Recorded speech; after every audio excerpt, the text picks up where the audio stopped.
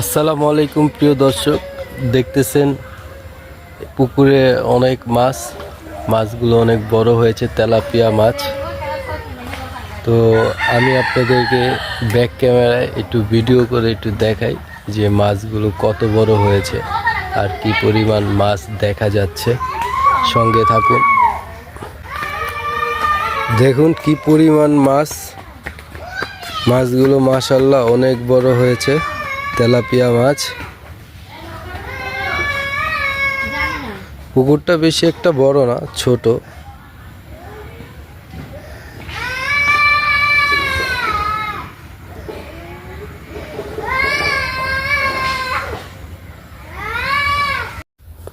আসলে আমরা যারা শহরে থাকি পুকুরের মাছের এরকম দৃশ্য আমরা দেখি না, তাই আপনাদেরকে একটু দেখানোর চেষ্টা করলাম।